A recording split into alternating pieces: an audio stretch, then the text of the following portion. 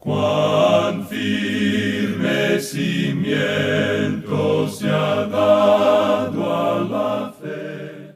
A través de la Biblia, un análisis de la Biblia libro por libro que le ayudará a crecer espiritualmente. Estos estudios fueron diseñados por el Dr. J. Vernon McGee. Acompáñenos en este fascinante recorrido a través de la Biblia. La palabra de Dios. Pero acerca de los tiempos y de las ocasiones, no tenéis necesidad, hermanos, de que yo os escriba, porque vosotros sabéis perfectamente que el día del Señor vendrá así como ladrón en la noche.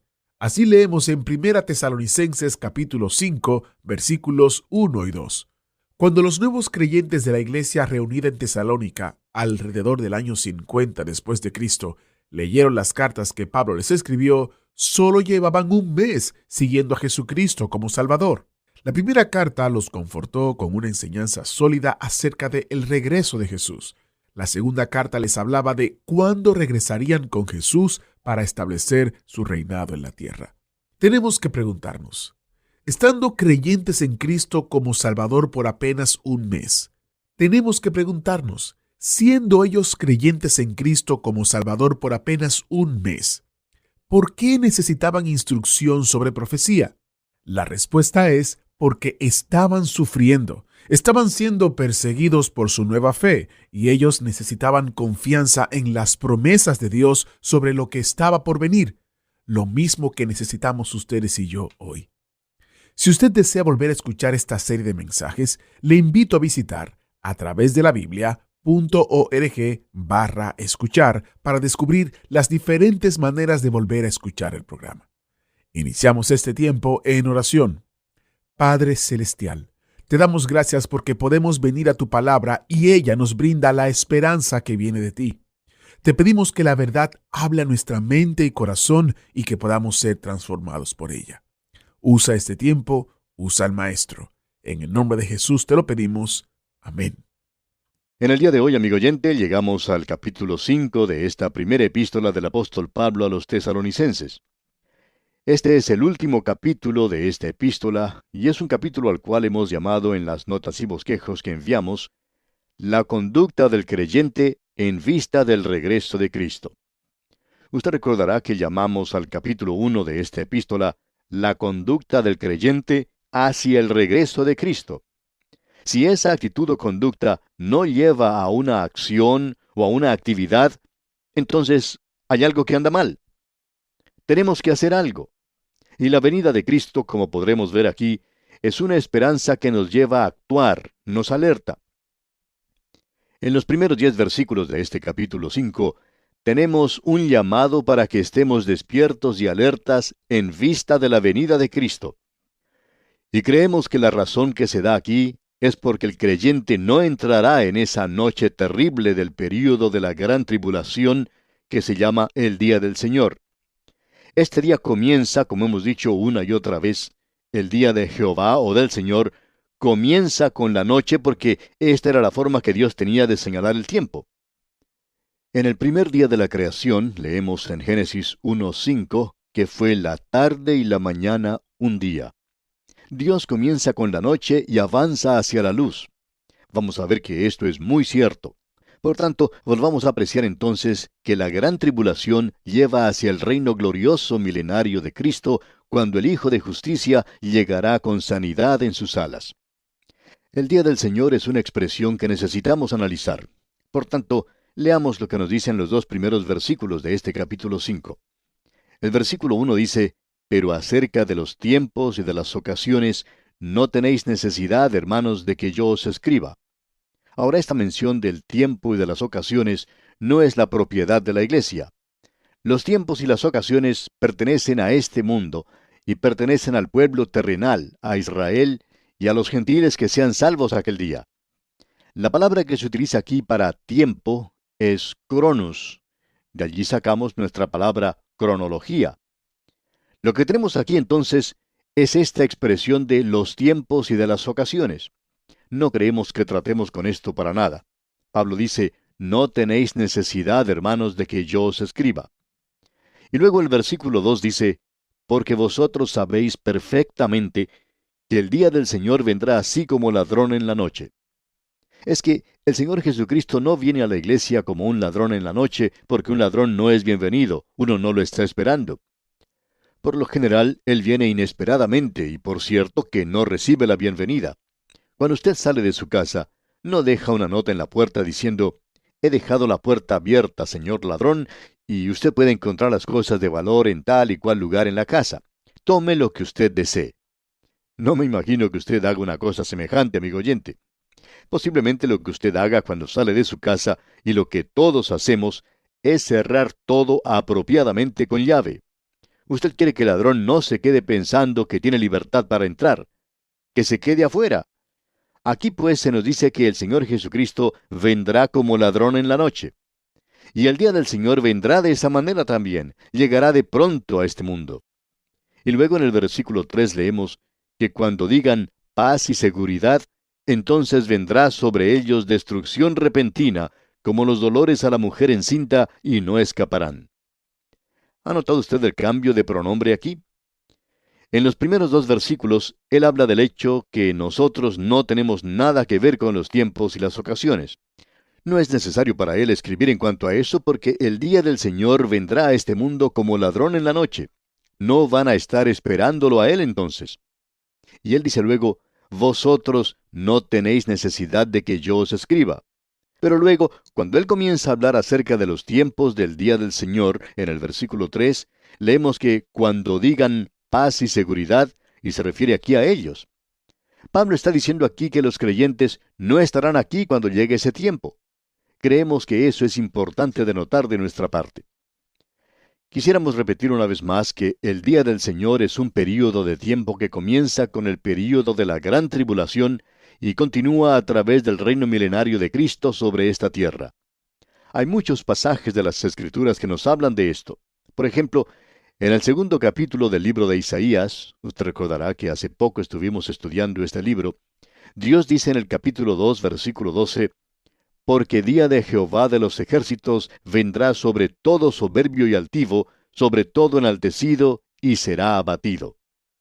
Y luego él continúa hablando a través de esa sección de que habrá un juicio sobre la sociedad y el gobierno, sobre los militares, sobre el comercio y el arte, y sobre la pompa y el orgullo y la religión. Todo eso se menciona. Y si usted pasa unas cuantas páginas en el libro de Isaías, usted recordará que cuando estuvimos estudiando allí, vimos esto en el capítulo 13, versículos 9 y 10, donde dice, He aquí el día de Jehová viene, terrible y de indignación y de ardor de ira, para convertir la tierra en soledad y raer de ella a sus pecadores, por lo cual las estrellas de los cielos y sus luceros no darán su luz. Y luego continúa hablando de las terribles cosas que sucederán. Y en la profecía de Joel, algo que todavía no hemos estudiado, se nos dice en el capítulo 1, versículo 15, Ay del día, porque cercano está el día de Jehová, y vendrá como destrucción por el Todopoderoso. Él habla de esto como un día de tinieblas y de oscuridad, día de nube y de sombra. Ese es el cuadro que tenemos de esto en el Antiguo Testamento. Ahora el día del Señor comienza, como hemos dicho, con la gran tribulación, y continúa a través del reino milenario, y ese es el tema del Antiguo Testamento.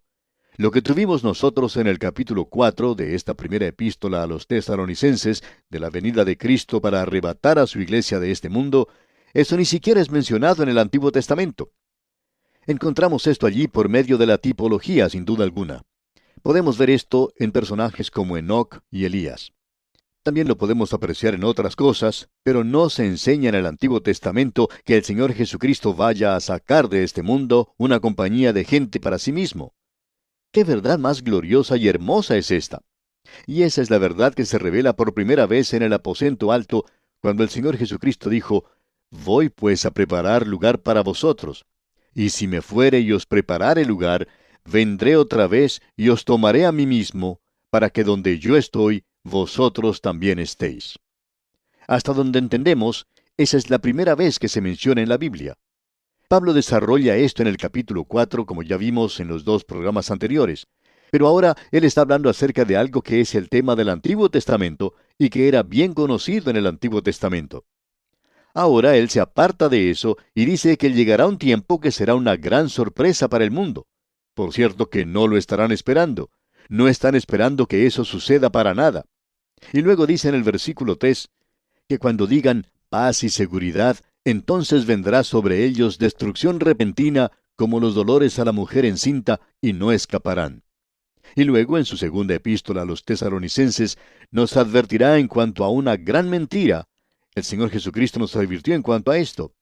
Tened cuidado de que nadie os engañe, porque el mundo creerá que están entrando al milenio y entonces gozarán de una era de paz. Pero en realidad lo que está sucediendo es que están entrando en el período de la gran tribulación. Y llegará de pronto, así como ladrón en la noche. Luego dice en el versículo 4 de este capítulo 5 de la primera epístola a los tesalonicenses, mas vosotros, hermanos, no estáis en tinieblas, para que aquel día os sorprenda como ladrón. Ahora fíjese usted lo que dice en el versículo 5. Porque todos vosotros sois hijos de luz. El rapto de la iglesia hace dos cosas. Da por terminado este día de gracia en el cual nos encontramos en el presente. Este llamar a un pueblo para su nombre y el llevar a muchos hijos a su hogar en la gloria. Eso es lo que Dios está haciendo hoy. El rapto de la iglesia, pues, pondrá punto final a todo eso. Ahora no solo dará por terminado eso, sino que dará comienzo al día del Señor. El período de la gran tribulación comenzará cuando la iglesia parta de este mundo. Bien, ¿cuál es entonces la relación entre la venida de Cristo por su iglesia y el día del Señor? Bueno, Él nos dice en este capítulo que, acerca de los tiempos y de las ocasiones, no tenéis necesidad, hermanos, de que yo os escriba. No hay necesidad de hablar en cuanto a esto. Ustedes saben perfectamente, dice Él, que el día del Señor vendrá como ladrón de noche. Eso es enseñado en el Antiguo Testamento. Ustedes ya saben en cuanto a esto. Y ahora llegará de pronto. Y la gente piensa que esto será una época de paz, pero en su lugar tendrá efecto la peor guerra que el mundo haya conocido. Ese es el día de la ira. Esto ha sido descrito en muchas formas y maneras diferentes.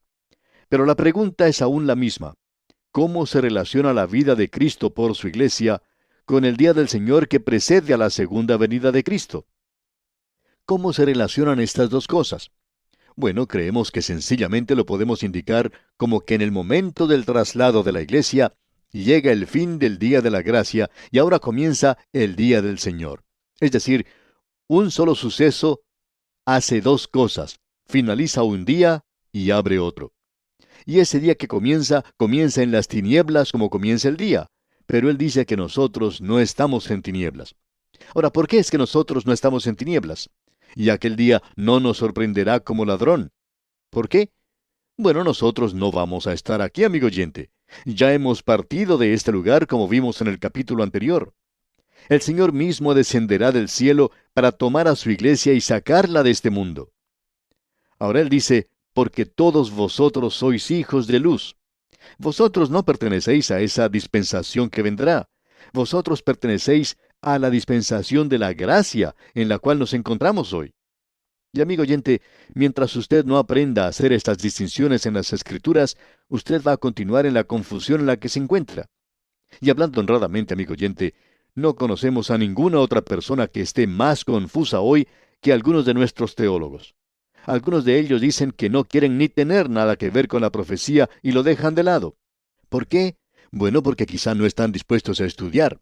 Y lo que tenemos aquí es que cuando llegue el día del Señor, nosotros vamos a estar con el Señor. No vamos a estar en las tinieblas. Él lo expresa bien claro cuando dice, para que aquel día os sorprenda como ladrón, porque Él no vendrá como ladrón para la iglesia. Nosotros estamos esperando esa bendita esperanza y la venida gloriosa de nuestro gran Dios y Salvador. Luego nos dice, por tanto, no durmamos como los demás. Y usted puede ver, amigo oyente, que esa bendita esperanza, que es el rapto de la iglesia, puede tener lugar en cualquier momento. Y en vista de eso, nosotros no deberíamos ser cristianos dormidos hoy.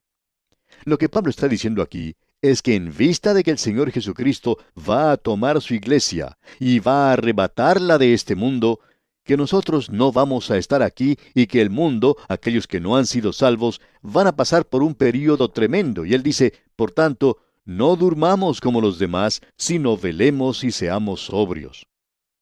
Y este asunto de ser sobrios que él menciona aquí, amigo oyente, puede tener varios significados. No solo quiere decir el estar sobrio en lo que se refiere a las bebidas alcohólicas, sino también a lo que ocurre con muchas personas que se emborrachan con el poder o con el hacer dinero o con los placeres de este mundo. Hay muchas cosas hoy en las cuales uno puede embriagarse y dejarse llevar por las mismas. Y Pablo está diciendo aquí que el Hijo de Dios tiene que ser sobrio. ¿Por qué? Bueno, debido a los grandes eventos que van a tener lugar en el futuro. Y amigo oyente, podemos estar muy cerca de esto. No lo sabemos. Creemos que estamos muy cerca, pero no sabemos eso. Creemos eso con todo nuestro corazón. Y a nuestro juicio, opinamos que la venida de Cristo se acerca. Y sabemos que podemos decir con las Escrituras, porque ahora está más cerca de nosotros nuestra salvación que cuando creímos. Ahora nosotros no debemos dormir como duermen los demás, las otras personas que nos rodean. Tenemos que velar y ser sobrios.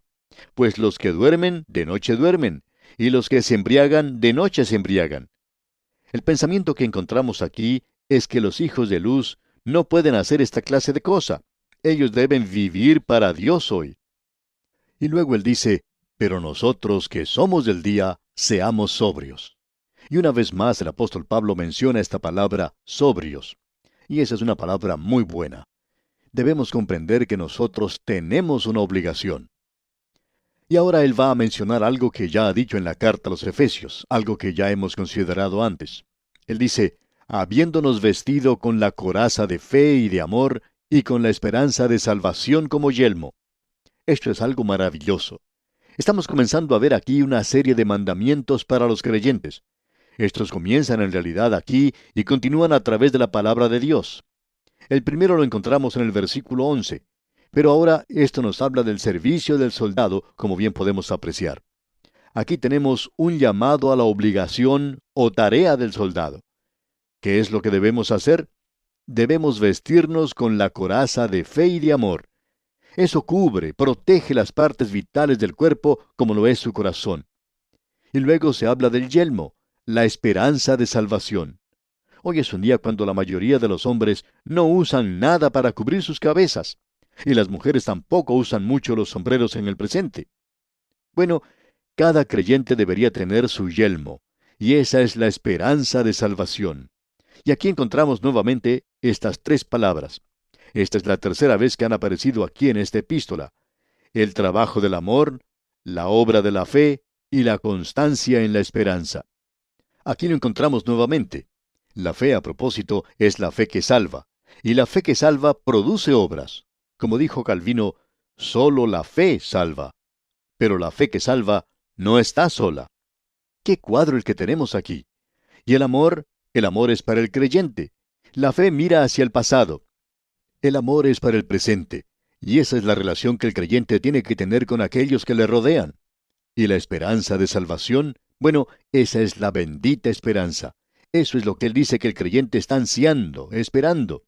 Nosotros no estamos esperando o ansiando el día del Señor. Nosotros no estamos esperando el período de la gran tribulación. No vemos cómo uno pueda regocijarse en eso de alguna manera. Nosotros estamos esperando esa bendita esperanza, y es la consumación de nuestra salvación. Juan dice, amados, ahora somos hijos de Dios, y aún no se ha manifestado lo que hemos de ser, pero sabemos que cuando Él se manifieste, seremos semejantes a Él, porque le veremos tal como Él es. Amigo oyente, Dios no ha finalizado su tarea conmigo, así que no sea muy impaciente conmigo. Cierta señora dijo en una ocasión, la mayoría de los creyentes deberían tener escrito en sus espaldas, esto no es lo mejor que la gracia de Dios puede hacer. Y pensamos que eso también debería ser escrito sobre mi espalda. Dios no ha concluido su tarea conmigo, amigo oyente, y por favor, no sea impaciente conmigo. De paso, debemos decir que yo no seré impaciente con usted tampoco, porque yo no creo que Él haya acabado con usted todavía. En el día de hoy tenemos esta esperanza de salvación, es decir, que Él consumará aquello que ha comenzado en nosotros. El que comenzó en vosotros la buena obra, la perfeccionará hasta el día de Jesucristo. Porque no nos ha puesto Dios para ira, dice aquí. Esto debería ser bien claro aún para aquellos que proclaman ser amilenarios. Pero por alguna razón ellos no comprenden esto. Dios no nos ha puesto para la ira, para la gran tribulación. La iglesia no va a pasar a través de esto. Esa es una época de juicio, y Cristo llevó en él nuestro juicio. Ahora alguien va a decir, ¿cree que usted es lo suficientemente bueno como para ser arrebatado en el rapto? No, amigo oyente, no soy ni siquiera lo suficientemente bueno como para ser salvo, pero Él me salvó por medio de su gracia. Y cuando Él venga a llevar a su iglesia, yo voy a salir con todos los que se creen supersantos. ¿Y sabe por qué? Por la gracia de Dios. Porque no nos ha puesto Dios para ira, sino para alcanzar salvación por medio de nuestro Señor Jesucristo. Eso nos libra de la ira, y la gran tribulación es la ira. Ahora, en el versículo 10 de este capítulo 5 de la primera epístola a los tesalonicenses leemos, quien murió por nosotros, para que ya sea que velemos o que durmamos, vivamos juntamente con Él. Esto tendrá lugar para usted, aun cuando usted esté muerto a su venida. Después de todo, la mayoría de la iglesia ya ha pasado a través de las puertas de la muerte. ¿Y qué marcha, qué desfile va a ser ese algún día, comenzando con Esteban y los apóstoles? Luego seguirán los mártires, luego seguirán los creyentes a través de todas las edades. Y usted y yo, amigo oyente, si aún estamos vivos, nos encontraremos al final. Eso es todo lo que vamos a hacer. Pero gracias a Dios, nosotros vamos a estar allí, pero solo por la gracia de Dios. ¿Y qué es lo que esto hace por usted, amigo oyente? Por lo cual, escuche usted, animaos unos a otros. Esto es algo realmente maravilloso. Ahora, comenzando con el versículo 11, tenemos una serie de mandamientos para los creyentes. Hemos señalado 22 de ellos aquí. Uno habla acerca de los 10 mandamientos, pero ¿qué acerca de los 22 mandamientos? Y aquí tenemos mandamientos para los creyentes. Y esto, creemos nosotros, contestará esa pregunta de si hoy, cuando uno dice que es salvo por la gracia de Dios, la fe en Cristo, aparte de las obras, esto debería responder a esa pregunta de que hasta el momento en que usted es salvo, Dios lo tiene a usted acorralado por la cruz. Eso es lo que Dios ha hecho con el mundo. Él no le está pidiendo nada al mundo con excepción de lo siguiente. Y aquí tenemos su pregunta. ¿Qué vas a hacer con mi hijo que murió por ti? Ahora, después de que usted haya contestado esa pregunta, y si usted la ha contestado en forma afirmativa y ha aceptado a Cristo como su Salvador, ahora Él va a hablar con usted acerca de su vida. Él va a desarrollarlo a usted, y usted debe de crecer en gracia y en el conocimiento de Él. Y nosotros deberíamos ser mejores creyentes este año de lo que fuimos el año pasado. Y vamos a considerar estos mandamientos, Dios mediante, en nuestro próximo programa. Le recomendamos, mientras tanto, que lea usted el resto de este capítulo 5 de la primera epístola a los tesalonicenses para que se informe de su contenido y se prepare mejor para nuestro próximo estudio. Antes de despedirnos, dejamos con usted esta recomendación bíblica. Por tanto, no durmamos como los demás, sino velemos y seamos sobrios. Es nuestra oración que el Señor le ayude a prepararse para su segunda venida. Agradecemos que nos acompañara en el estudio de hoy. Le invitamos a que visite nuestro sitio en internet a través de la biblia.org. Ahí puede suscribirse para recibir las notas y bosquejos de lo que estamos estudiando y noticias del ministerio. También encontrará la variedad de libros y materiales gratuitos que tenemos para usted. El sitio es a través de la biblia.org. Todo lo que hacemos es posible gracias al Señor y a personas como usted que se unen a nosotros en la obra de llevar la palabra entera al mundo entero. A través de la Biblia es una producción de Radio Transmundial.